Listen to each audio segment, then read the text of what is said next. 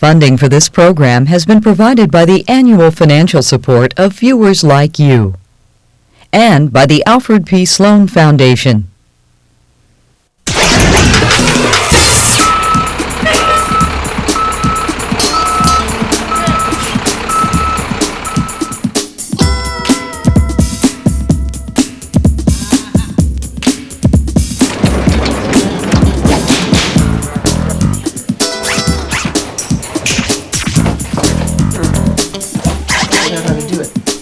Remember Excite? By March 1997, after 3 years, they'd gone from hacking code in a garage to become an internet media company. Revenues from advertising were into the millions, and they'd outgrown office number 3. Time for another move. 3 years ago, we visited with 6 kids in a garage working on their dream. Starting with $18,000 and a bag of brown rice, they built Excite into a company with 200 workers worth $250 million. And this is just the start. It has to be, because in the world of internet business, the rule is grow or die. So we moved from the garage to the dining room. We moved from the dining room to an office, about 5,000 square feet. We moved from that office to this office, about 12,000 square feet. And now we're moving to our final resting place. I wouldn't have even guessed that we would have moved into the Garcia office that we were at, the 2,000 square foot office with little dingy cubes. So that was a step up for us. And then to move in here and then to move into our very own building, it's just a surprise.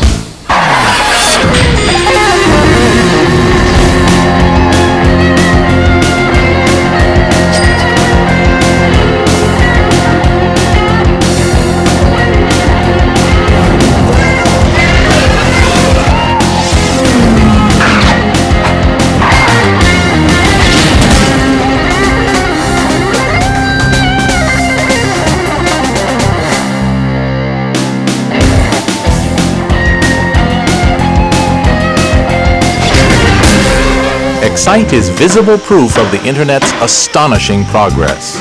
Its growth mirrors the expansion of the wired world.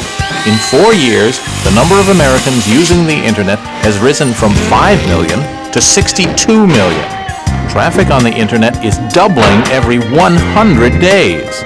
And the fun's only just begun. We're only 2 years into this huge revolution called the commercial use of the Internet. We're only 2 years in. Think where other industries were just 2 years into their lives. Think where cars were 2 years into automobiles. Oh, they were terrible. I mean, bicycle wheels, a tiller for the steering wheel, a motor that took you at 5 miles an hour and died in about a half a mile.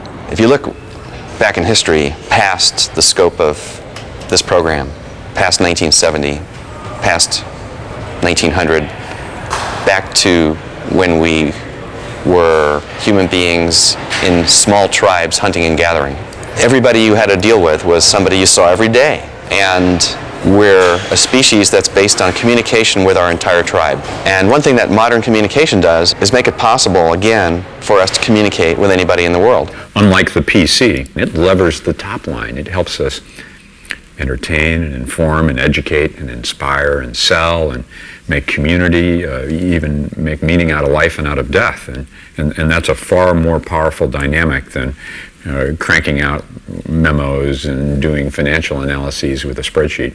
Think of this as just a few milliseconds after the Big Bang. I mean, we only barely discern the fundamental laws of physics, the business models that are going to work. What better place for a Big Bang than CERN, the European Laboratory for Particle Research? Believe it or not, this is where the explosive growth of the Internet began. Here in Geneva, Switzerland, the next great Internet breakthrough, the World Wide Web, was created by an English programmer named Tim Berners-Lee. There was always different sorts of people from different countries who brought different sorts of computing equipment. And so CERN was at the forefront of making gateways for file transfer exchange so that you could get files from different sorts of computer, email exchange so that you could get email from the proprietary systems to cross borders and go into another proprietary system. And although I wasn't involved with that, that was the spirit. There was a lot of networking. Despite all this networking, there was no simple way for CERN's scientists to retrieve information from each other's computers. In fact, it was exactly like the Internet on a small scale.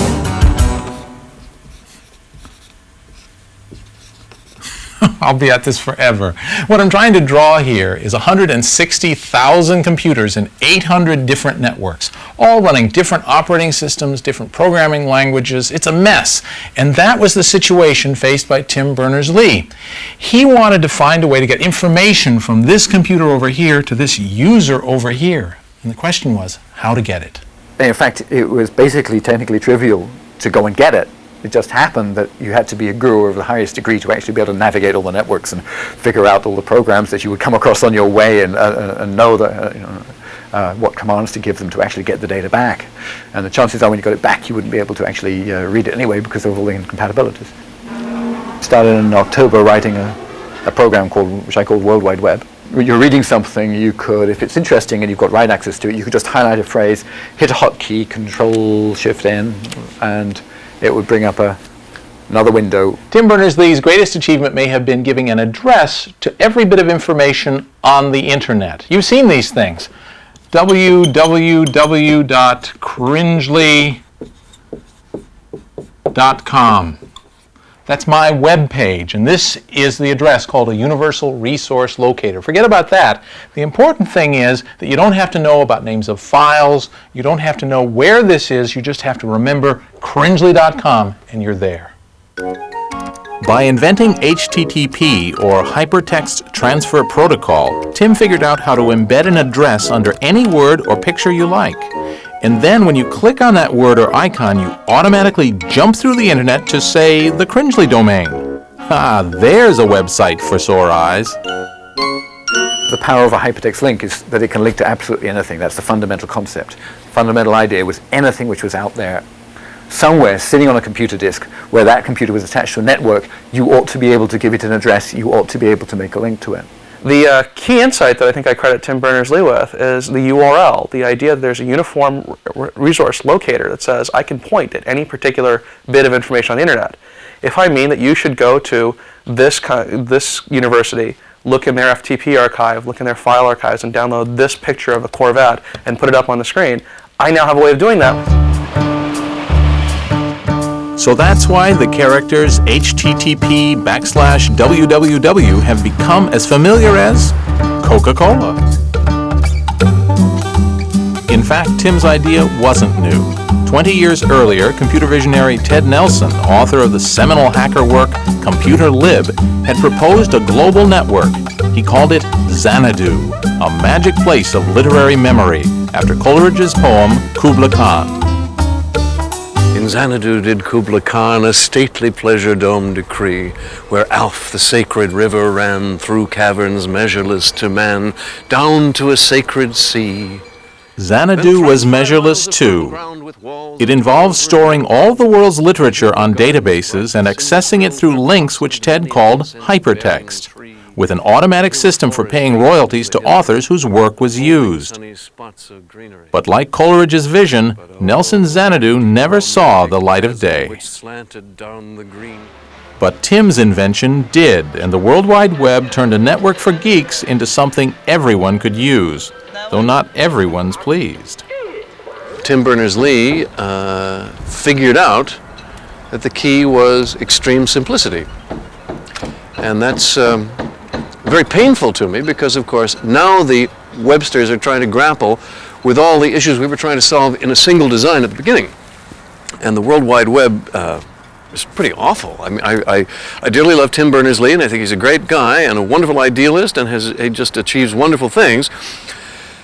But the unfortunate thing about the World Wide Web is just how messed up it is.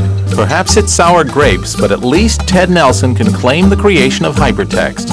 But does he? Hypertext is obvious. So I do not claim to have invented hypertext, I merely discovered it. It's like the telephone. Now the telephone at the time seemed to be an invention. To us now it was a discovery because it's obvious. Okay, so hypertext is like that. To me it was simply the obvious next step of literature. What is hypertext? Hypertext is non-sequential. Excuse me too, Ted. I must get back to the World Wide Web. Tim's solution for the world's particle physicists turned out to be a solution for everyone, helping to network incompatible computers.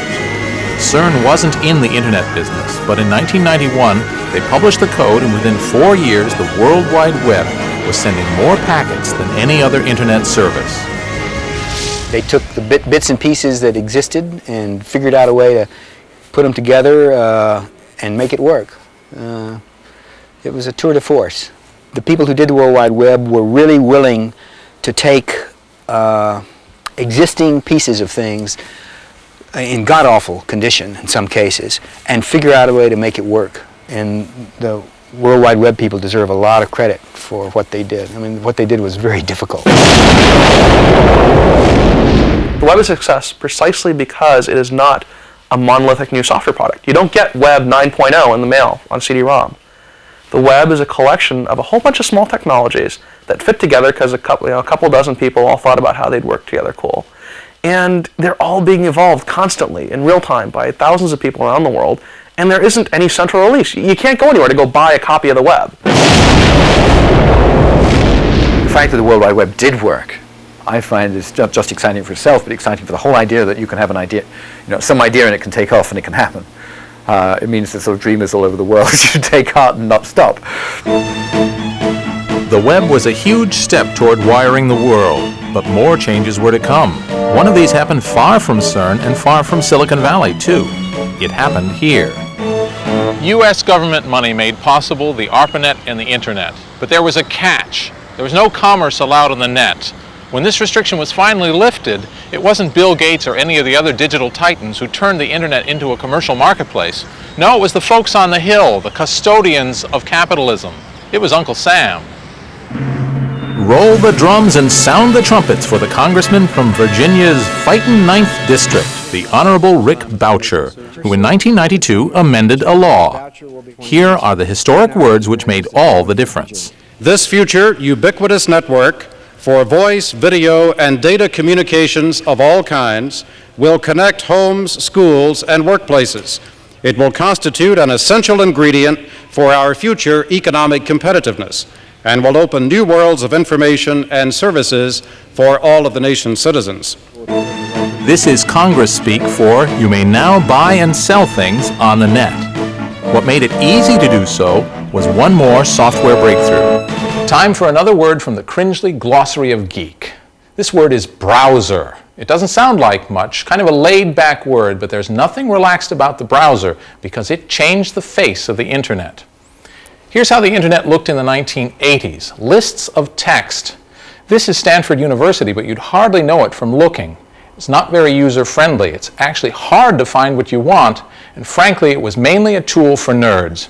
And then came this, an attractive, easy-to-use shop window, a gateway to the riches of the Internet. This is a browser. And just as the Mac made a PC into a computer my mother could love, the browser opened up the Internet to everyone. It was not at Stanford, but on a Midwestern campus that the second great innovation of 90s Internet technology took place. Here, a bright kid named Mark Andreessen was earning minimum wage at nights, writing code in a supercomputer center at the University of Illinois. His prototype browser was a piece of software called Mosaic. We ended up sort of in the middle of the night starting this project that we called Mosaic. What we were trying to do was just put sort of a human face on the Internet. The Internet at that point was a tool for researchers and scientists. For years, Bill Joy had been telling me that someday we'd back a 21-year-old kid who would write software that would change the world. And lo and behold, sitting in my office is this 23-year-old, not a kid. I mean, he's a very mature, hulking, young executive. And Mark said this software is going to change everything. For me, this whole thing started exploding with the invention of the browser, Mosaic, because suddenly the Internet was accessible to the average person through this rich graphical interface. You didn't have to know these arcane protocols. You didn't have to be a nerd anymore to access the Internet. Mosaic put a face to the web. And Mosaic plus the web then finally gave us a way to express to the non-technical person what all of us in computing knew was the tremendous value of having networks interconnected. And now everyone's a webhead and everyone's excited about the web. Those ideas have been present for 20 years, but it took a killer application, clearly Mosaic. Mark's Mosaic browser spread across the internet like wildfire. It brought him to the attention of an ex-Stanford professor who had already made millions from one startup and felt like doing another, Jim Clark. I said, look, if you can recruit all of the guys, every single guy who helped you write that program, then I'll put my own money in it, and we'll just start a company and figure out some way to make a business out of it. And that's exactly what we did. I put $3 million in. We flew out to University of Illinois 4 days later, signed them all up. After a brief tussle with Illinois over the Mosaic name, Jim and Mark's new company became Netscape. Their product was a Mosaic killer navigator. Jim's plan for the company was, well, minimalist. But my attitude was, if 25 million people are on the net today, 1 million of them are using Mosaic. This was, bear in mind, April of '94. And we can displace Mosaic. There's 24 more million people who would like a product like this, presumably. And the market, the size of the net was doubling roughly every year and a half. So I meant by the time we had our products in the marketplace, it would be 50 million people. So you got to be able to make money with 50 million people using your product. And that was the sum total of the business plan at that time. It didn't take a rocket science to figure out that there was a big market here. And we had one meeting with Jim and Mark after that, decided to invest, and then set about on a crash program of 120 days to hire 4 vice presidents and a world-class CEO and get the Netscape product shipped. Well, fortunately you had the money. Fortunately, I had the opportunity. The money was easy. It was knowing the opportunity and recruiting the people. Well, in about a year and a half's time, we had 65 million users. The most rapidly assimilated product in history. In other words, no one had ever achieved an install base of 65 million anything. In fact, I don't know if anyone had ever achieved that kind of install base in anything except perhaps Microsoft. So, and Beanie Babies. And Beanie Babies, okay.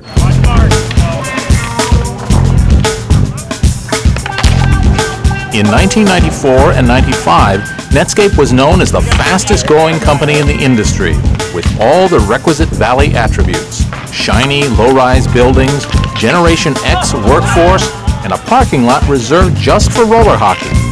Today, they're famous for the fact that they're going head-to-head with Microsoft. The folks in Illinois did some clever work early on. Now, that happened to include Andreessen, and Netscape got formed. But there was some clever work done at Illinois. There's always going to be some clever work done someplace that's not here. Hopefully there's a lot of clever work done here too, but there's always going to be some clever work done someplace else. And number 2, we had a big thing we had to get done called Windows 95. And while we managed to get a browser done and built in because we weren't asleep, it didn't get the same kind of passionate forward, 100% focus that we love to give things, because we had a lot of that focus already into doing the basic job of Windows 95. And so a little bit of cleverness and a little bit of sort of other priority was all it took to create a window. That's how dynamic and competitive this industry is, in which Netscape emerged. We also were making money on it.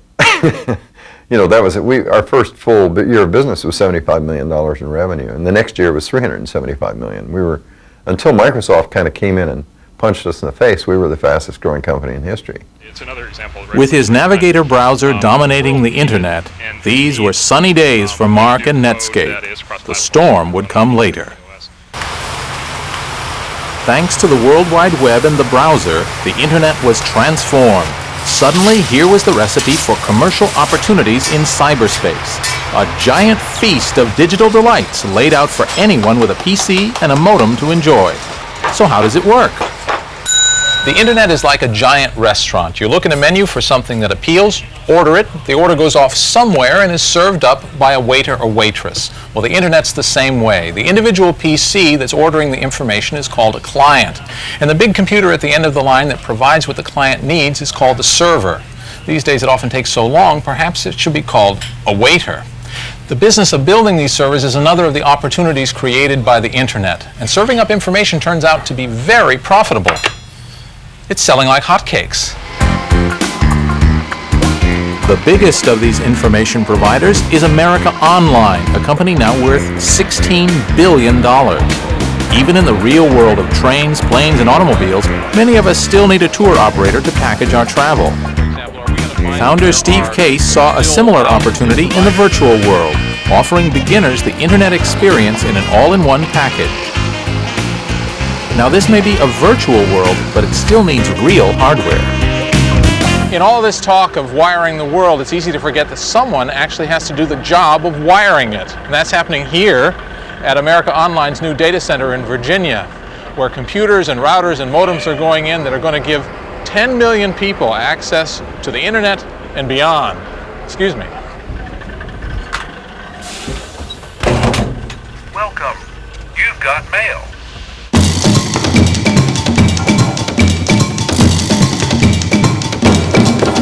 In 1982, bought my first computer and wanted to hook it up and be part of this online world, and went to great lengths to make that happen. It took many months, hundreds of dollars to get the modem to work with the software, to work with the cable, to work with the computer, to actually connect to this world. So it was very frustrating. At the same time, I found it kind of exhilarating that I actually got it to work, and I was able to access information and talk to people all around the world from my little desktop in Wichita, Kansas, which is where I was living at the time. So I thought the whole thing was really quite magical. And the companies that are leaders in making that happen and popularizing that concept for a mainstream audience, I think are going to be very, very successful. And we'd like AOL to be in this new interactive world what AT&T was in the telephone business 100 years ago, or Microsoft has been more recently in the software business. There's a big opportunity here. Oddly enough, Microsoft wanted to be the Microsoft of the online market too. But for a change, Microsoft didn't succeed. The Microsoft Network was our decision to get into the online service business. We thought that for people at home in particular, this would be explosive. And we very much believe that to this day. Electronic mail, staying in touch with your friends, seeing what's going on in the local community, getting up-to-date news, and having that be nicely packaged with chat sessions and neat new software features. We saw a market for that. Even I made a foray into this marketplace. Back in 1994, Apple Computer created an online consumer service called eWorld. One of its notable attractions was the columnist Robert X. Cringely. At the time, I made this bold statement. So my job on eWorld is to create controversy and therefore get a lot of people talking over the electronic back fence. Impressive. eWorld went belly up, though Apple fights on. And me? Why do you think I'm schmoozing with the guy who runs America Online? He has 10 million subscribers already, but 80% of Americans aren't wired. That's what I'd call an opportunity. There are more users, more websites, and more data sources joining the internet every day. Plenty brings its problems. The more places you have to look for information, the harder it is to find what you want. We need help. So people have invented tools for the job. Search engine, another word invented for the internet. The World Wide Web is an enormous collection of database libraries that hold information rather than books. The problem is, how do you find what you want to know in that massive information? Well, librarians cracked that problem years ago. They invented the catalog. Rather than look individually through all those books, I can find what I want by searching this card catalog. On the internet, the same thing is accomplished by a search engine. It continually catalogs and indexes every word in all those databases.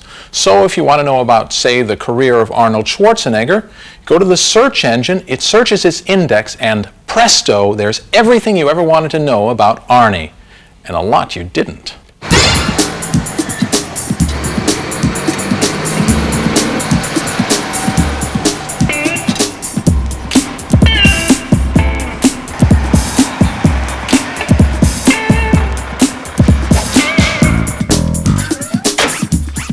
Two things are constant in Silicon Valley: the steady consumption of soda and change. Excite's original product was just a search engine.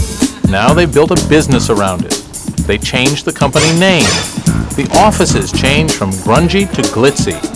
And in 1995, they became that web phenomenon, an internet media site. A cross between an electronic newspaper and a cable network, funded by advertising. We call ourselves publishing on steroids. So devoid of print, paper, and ink, we do what a publisher does or a cable provider does. We aggregate consumers around our programming, and then we sell that demographic back to advertisers. The different ways to make money in the internet are just beginning to emerge. For Excite, the model is a media channel with content to attract me and advertising to catch my eye while I'm there. But there are other ways.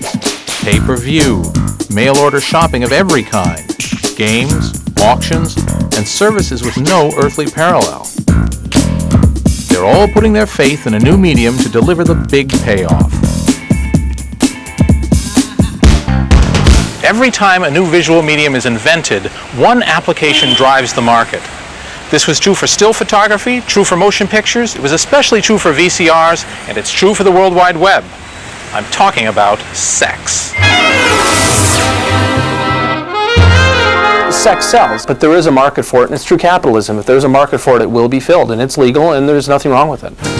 In the beginning of this industry, like other industries, people are willing to pay for adult content. The home video cassette industry is a prime example. Initially, people were paying several $1,000s back in the 70s for machines to go home and basically watch adult content. As part of this job, of course, you have to type. Is there a typing speed requirement? No, you want to have your nails manicured and everything, and nails do slip a lot on the keyboard. Sure. But as long as you just, like, simple things like, hi, how are you, babe? And you could just put R, you. You don't have to put the whole word down. Sure. And then most of the time you're saying, oh, yeah, baby. So you go, oh, then you go, oh, baby. Does your mom know the work you do? Yeah, actually she does. Yeah, she's okay with it. It's the 60s thing. She's all in that 60s level. Oh, you've had a hippie mom. Yeah. So it's great now. Cool. Grandma, on the other hand, would not understand. But then anything with computers, oh, honey, you're moving up in the world. And computers, that computer thing, that's going far. That's futures in computers. So as long as they tell them about computers, it's fine. It didn't take long for the advertising industry to notice the growing number of eyeballs staring at websites, or for website operators to start selling those eyeballs to the advertisers.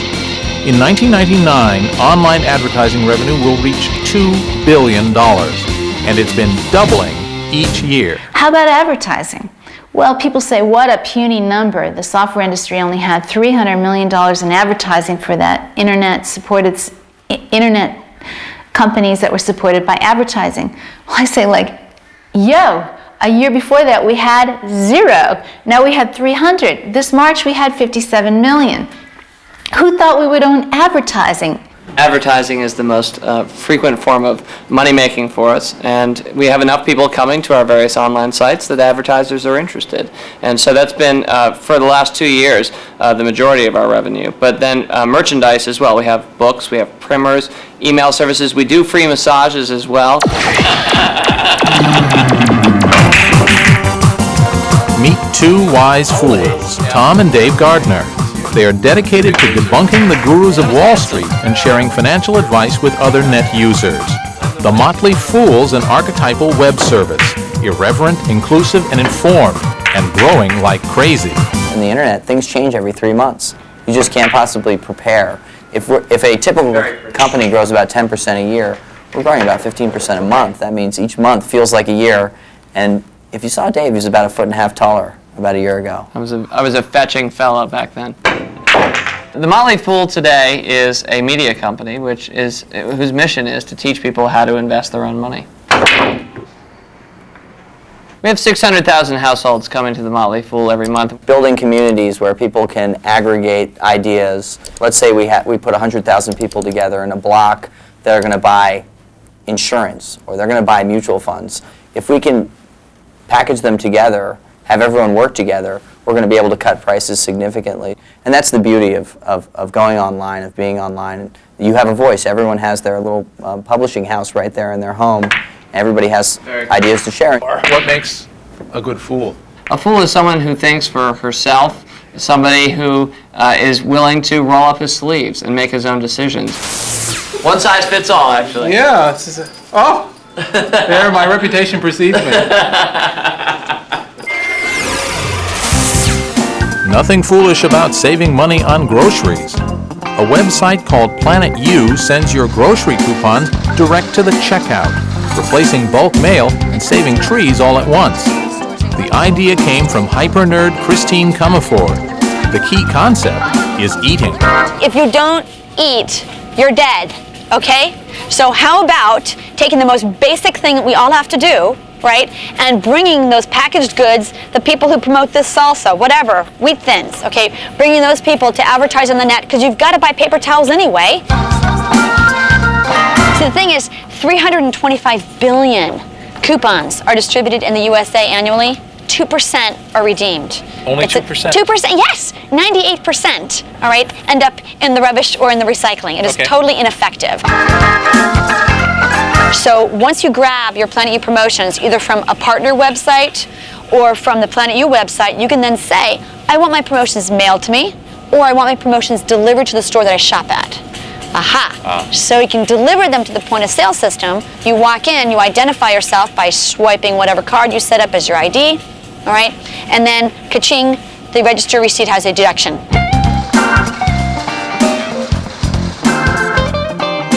Ka-ching is right.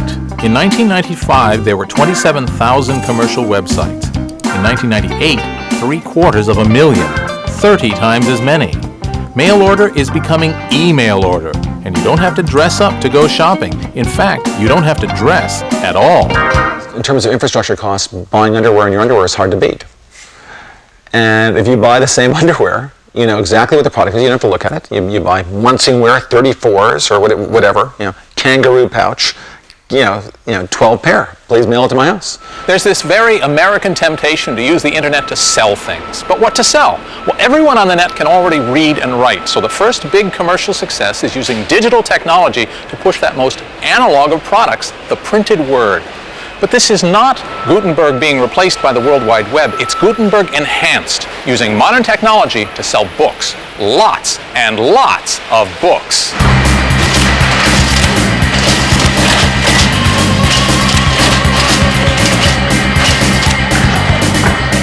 In the spring of 1994, I came across the statistic that web usage was growing at 2,300% a year. And outside of a petri dish, I hadn't seen anything grow that fast. I made a list of 20 different products that you might be able to sell online and picked books as the first best product, primarily because there are so many books. There's no way to have a 2.5 million title physical bookstore. The largest physical bookstores in the world only have about 175,000 titles. And there's no way to have a print catalog. If you were to print the Amazon.com catalog, it would be the size of more than 40 New York City phone books. The basic technology is fairly simple. The problem was ubiquity of that technology. And this looked like, because of that growth rate, the first time ever that the basic technology needed to do electronic commerce in an acceptable way would be ubiquitous. So it actually turns out that the ubiquity of the internet is more important than the technology of the internet.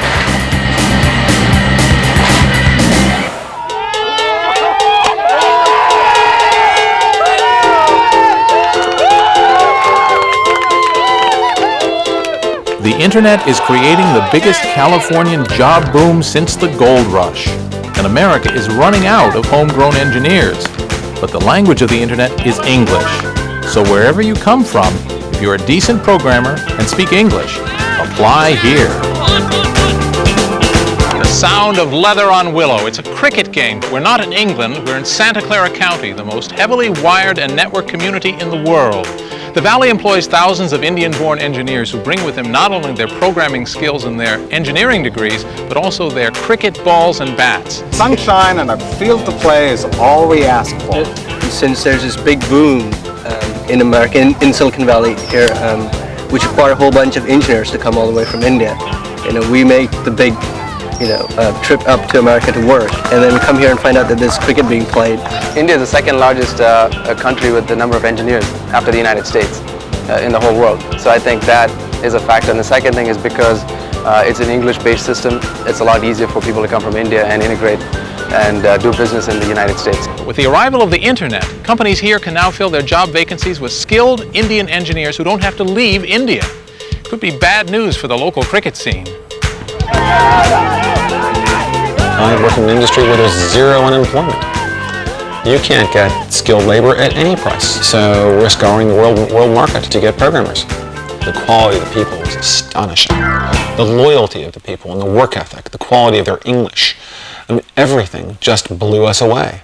We just have a fabulous experience in Bangalore, and we're expanding our operations there very, very rapidly.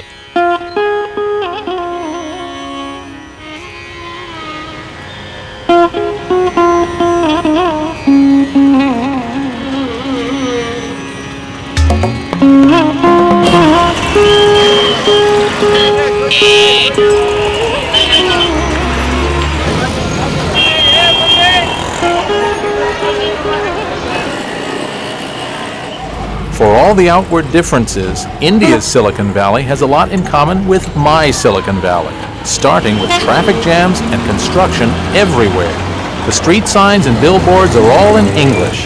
Bangalore is busy and booming because of the huge numbers of programmers Western companies are putting to work. The internet has become a worldwide digital communication network that rivals in size the telephone system.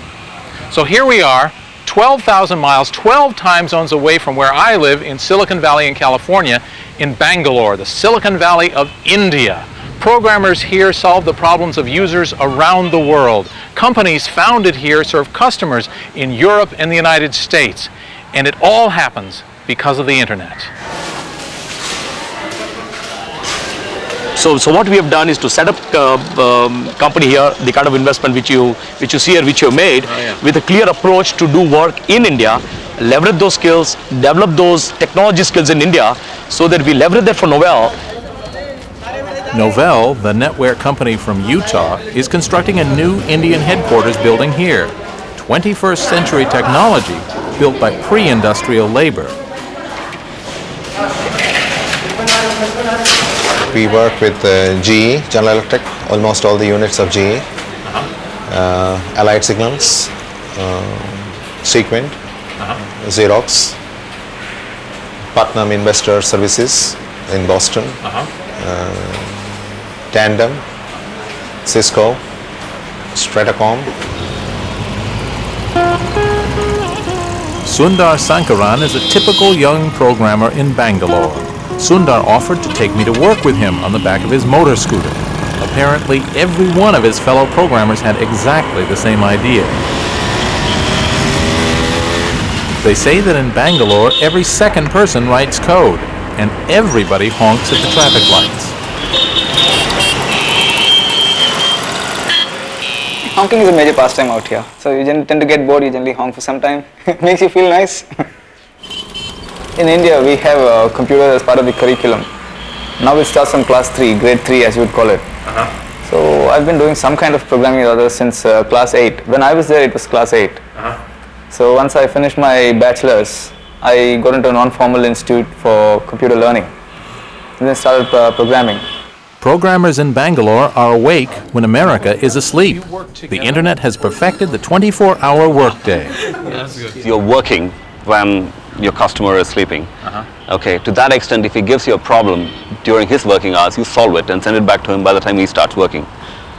So, I mean, it's a great advantage, especially if you're doing things offshore. We get a call in the evening through email saying there's a problem. Next day morning when people come to the US, problem is solved. While the customer gets surprised saying, well, I just told you at 5 o'clock in the evening, how come in the morning you guys solved it? Now the problem is solved in other part of the world by really using this 24-hour development cycle. It's not only cricket the British Empire gave India, it also made English the language of government and higher education, which gives Indian engineers another great advantage. People here know English, unlike Japan or China and places like that. People know English, so that is a lingua franca of software. You have to know English. My kids study in an English medium school. They cannot read or write my own mother tongue, which I'm able to do it, but the next generation is not able to do that. same way, you'll find that Indians don't have problems picking up languages. They can speak French, they can speak, Belgian probably, Most of the languages, people going from here, they pick up very easily. For an American, especially an American from Silicon Valley, it's almost impossible to imagine India as a high technology development center. I mean, just look around. This is amazing. The average person in an Indian school learns at least 3 languages: English, Hindi, and their local language. Some of them know 5 or 6. Compare that to American students. Think about it in terms of computer languages. What are they? They have syntax, they have characters, they have objects, they have verbs. What's the difference between C++ and Hindi? Not all that much, really. They have a 5,000-year tradition of mathematics, which we don't.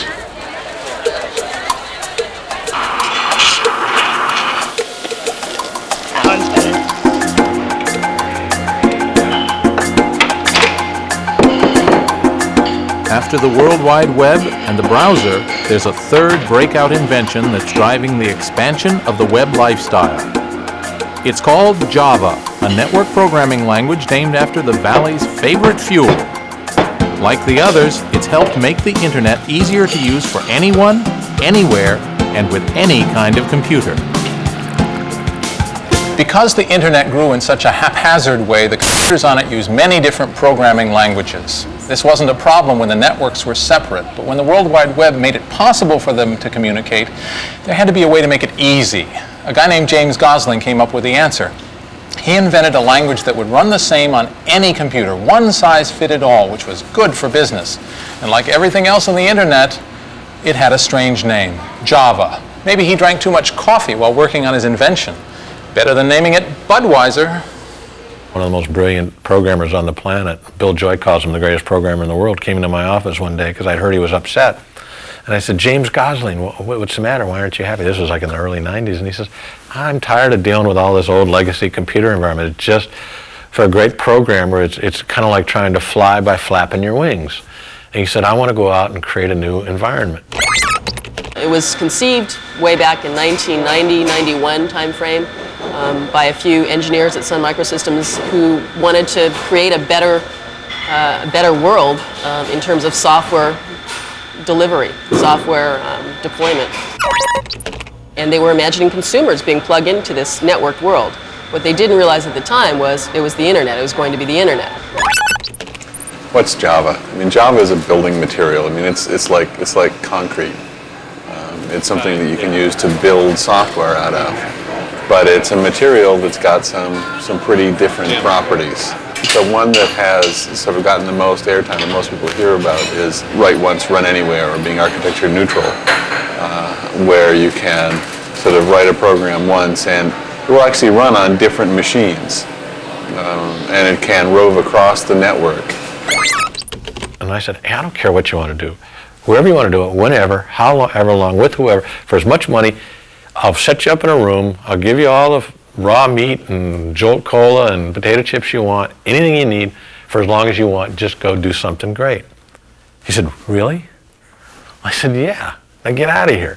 So he went off, we set him up in downtown Palo Alto, and they started hiring a bunch of really great people, and they, it was kind of like Groundhog Day. They'd come out every now and then, they'd look around, and I'd look and see what they had, and I go, I don't get it. And they go, okay, so they'd go back in. Certainly early on, I don't think Scott had a good idea what it was about or what it was for. It was sort of this group of, rabble-rousers off in the corner doing something really odd that he didn't know how it related to their main business. And the truth is that in the early times, it didn't relate to the main business. Everyone knows that if you go to the computer store, you have to buy software that runs on Windows or a different piece of software that runs on the Mac. With Java, you can take a single program and it will run on both, and it will run on both well. That opportunity was created because of the internet. Because the internet is a mixed network, and it doesn't make sense to have 20 versions of your software on a single server. So the promise of the internet coincided just at the right time with the great inventions by people like James Gosling in the language. It's taken the world by storm. It's very clearly now going to be in some 300 million computers just 3 years from now.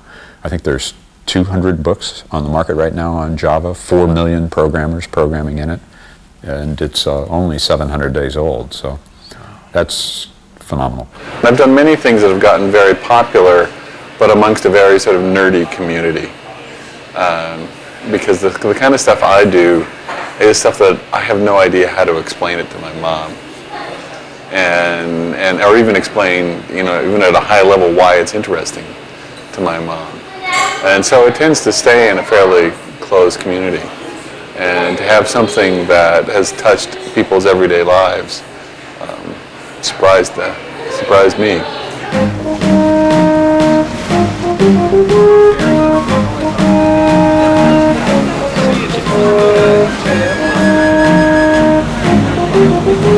The 1990s internet has spun off two significant challenges for Bill Gates.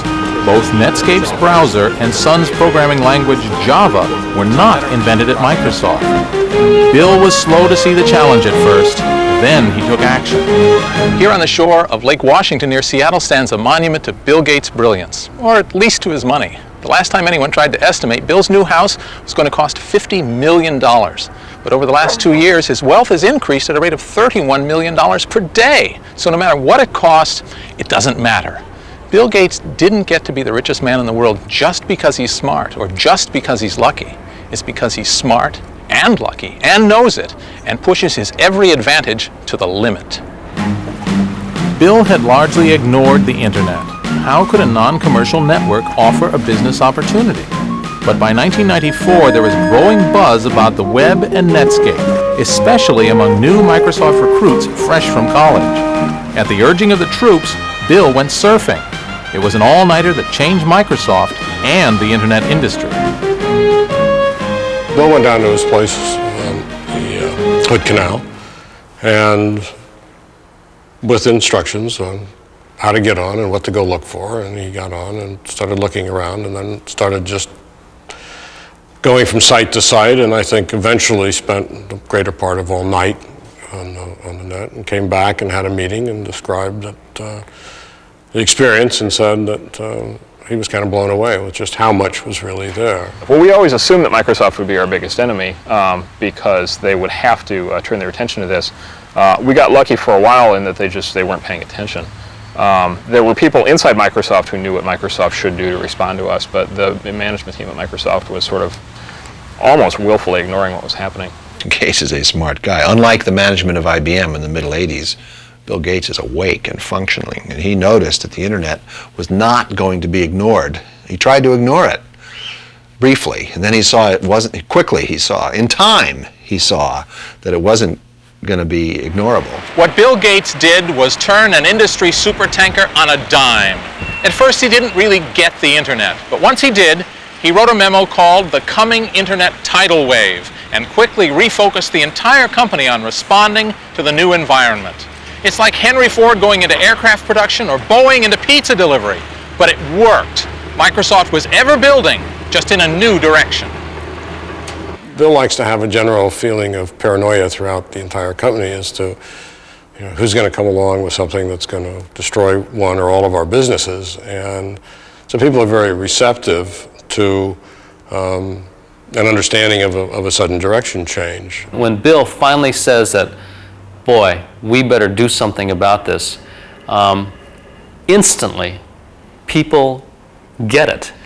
I wrote a memo at one point called The Internet Tidal Wave that very explicitly said, I've told you many times in the past, I think the internet is a priority. I'm now telling you it is the priority. And the timing was very good there because we were getting along in terms of Windows 95. We thought we had that all well understood, and we could really get a lot of energy focused on the internet. Microsoft announced to the world their change of direction on a date with historic significance for Americans, Pearl Harbor Day. It was actually Admiral Yamamoto who observed that he feared they had but awakened a sleeping giant. We did a big event on December 7th, must have been 1995, where we, for the first time, showed the world how this had all built up. And they saw, hey, this is pretty dramatic. This company is going to deliver great internet software. So that saying it was an epiphany is a little too much, but saying that it became the centerpiece of our strategy, that's absolutely right. You will hear from us that we're not forming an internet division. To us, that's it's like having an electricity division or a software division. The internet is pervasive in everything that we're doing. The big break happened at the famous Pearl Harbor Day talk, but Microsoft was doing a bunch of stuff leading up to that. And in fact, they have this thing they do now, which is every 3 months they come out and say, and re-announce how hardcore they are about the internet, and so they've like done that like 5 or 6 times now. When the slumbering giant awoke, this was the result. Microsoft's own browser, the Internet Explorer, a product designed specifically to compete with Netscape Navigator. Funny, don't they look alike? But in 1996, there was a big difference between them. Netscape Navigator cost business users $49. Internet Explorer was free. They're working hard, as you can see here, implementing all the standards we need. And what do you think we'll charge for that? Like all the others, nothing. Okay, well that's quite a deal. Ours was always not free. It was freely downloadable, but if you were a business using it, you had to talk to Netscape about a licensing agreement. That was the way we felt we would be able to make money in the early days, and that was the way we made money. We made $75 million the first year in revenues and $375 million in the second year. The third year ended up being somewhere north of $500 million in revenues, and we did that by giving licenses for companies to make company-wide use of the browser. Microsoft's free Internet Explorer started taking market share from Netscape. To people who care about the market benefits of competition, that's a controversial thing to do. Giving it away is an anti-competitive technique. They're trying to kill Netscape by drying up its revenue sources. And it should be illegal. They should not be permitted to do that. If any antitrust has any use, it's to go in now and say, you spend millions and millions of dollars to develop the thing and you give it away. Why are you doing that? Clearly you're doing that to damage Netscape. You're not allowed to do that. Microsoft came along in an attempt to put us out of business, gave away the browser totally free, even to companies who wanted to use it for business. And it definitely had an impact on us. As a consequence, we had to give away our browser. The results were just as the first exponent of giveaway software would have predicted, John McAfee. If you have two competing products and they are on a par in terms of functionality and usability, the free one is the one that will propagate. Maybe that's why Microsoft is just a little sensitive about whether they are or are not giving their browser away. Well, Microsoft's never been accused of not knowing how to make money. It's pretty straightforward. If you can sell volume software, you can do quite well. Now, in order to keep Windows very strong, we felt having a free browser that promoted our extensions as well as providing all the power of all the other standards, that was critical to our strategy. And so the browser investment is totally paid for by the fact that it helps Windows. And Windows is a very good, quite profitable business. Do we give away software? I don't think so. Nobody ever told us we were giving away the print manager, the thing that lets you configure printers in Windows. It's just a built-in piece of Windows. The browser, similar, is really a built-in piece of Windows. Now, we sometimes update it when it's not time to update the rest of Windows. And so we basically sort of think, let's make sure people get all those updates. But in point of fact, to run our browser, you got to own Windows. So in a sense, while the browser itself may be free, we're getting paid. On May 18, 1998, the Microsoft Netscape dispute took on a new dimension. The U.S. government stepped into the fight. The Department of Justice filed an antitrust lawsuit against Microsoft alleging anti-competitive practices in the browser market. The Justice Department has charged Microsoft with engaging in anti-competitive and exclusionary practices designed to maintain its monopoly in personal computer operating systems and attempting to extend that monopoly to Internet browser software. The intervention of Uncle Sam into an industry which until now hasn't had much regulation is a seismic event in the history of the Internet. It may take years to resolve, but you know, I bet Microsoft even has plans to deal with regulatory earthquakes. Well, Netscape is the leader, and Microsoft is the big. Microsoft's playing the role of IBM, if I might go back to the mid-'80s. So Microsoft is the big bumbling company who got taken by surprise with the internet, and Netscape is the Microsoft has switched roles. So Microsoft is now the dominant monopoly, which relies on, much too often I think, on its size rather than its excellence to succeed. Well, Netscape's done a very good job, and you always expect new people to come along. I didn't know, what their name would be or who they would be, but there'll always be every year companies that latch on to what the latest thing is and get a lot of visibility and deliver products that relate to that. They're ruthless and vicious, and if they decide they want the business you're in, ask anybody who's gone up against them directly. And in fact, of course, they weren't in our market when we started.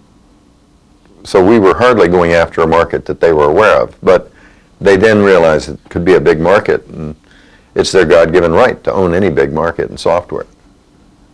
When you're up against Bill Gates and his money, and he is following this strategy, the best bet is to get into another business. Just say, okay, forget it, I'll do something else in life, because you cannot compete with that.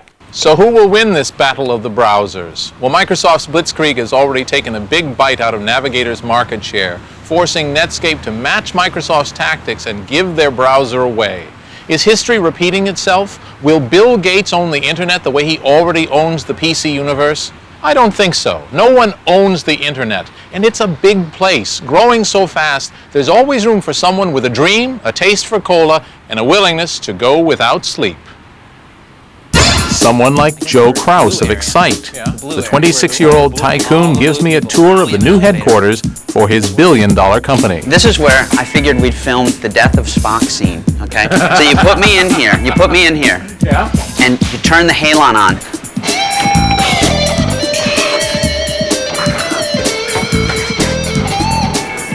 The last mind meld. Tell my wife I love her. It's a new show. It's a show every 90 minutes. I'm like Shamu. Hey, you brought with you the alien baby. This is leaking. Security level 10. We've got. You like the garage door? You started in the garage. Now you have a garage door. This conference room is actually called the garage. Right. So we figure sort of hark back to our roots here in the garage. This is for executive caliber meetings. He dons the bolt. The first time we were with you guys was, 94? Right? 3 years ago. 94 in another garage. And I had a sense at that time, just a little sense, that you basically had no idea what you were up against. That hasn't changed. Just looking around me and saying, wow, we have all these fantastically dynamic people that we're working with, and this company exists here because of us, because of something that we started, and that's insanely gratifying.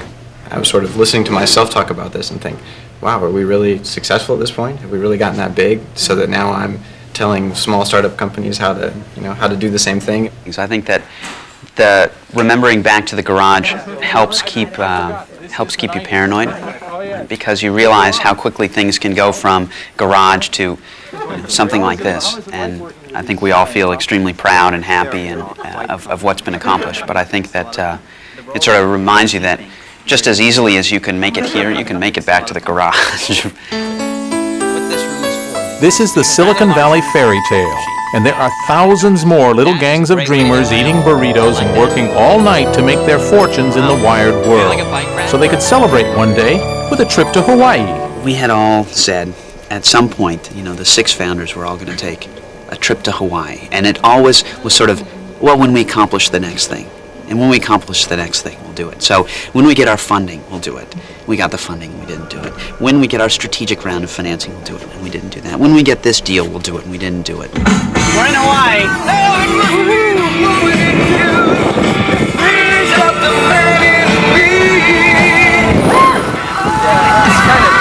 feels like the first. So the Excite guys got to Hawaii at last.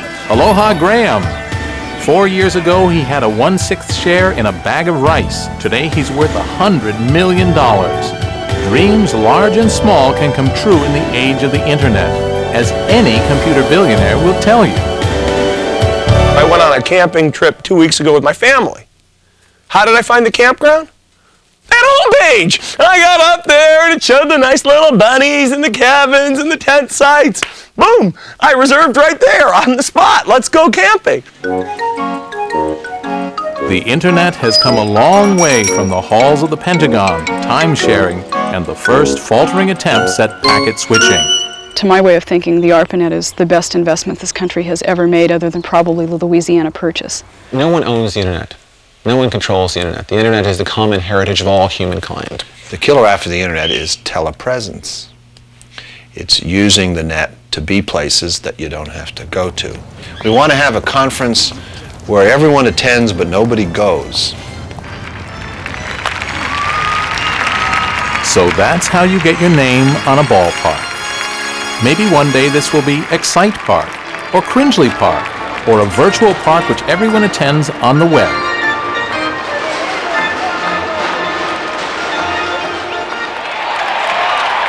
But for peanuts and Cracker Jack and that authentic sunburn up in the bleachers, I guess you just have to be there.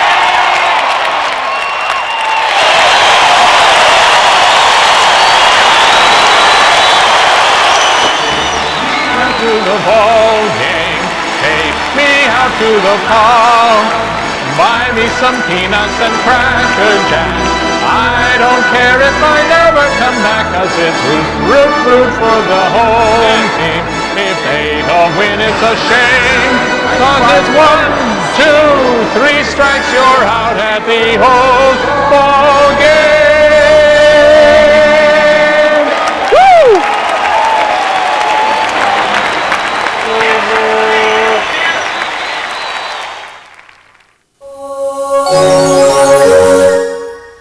Funding for this program has been provided by the annual financial support of viewers like you.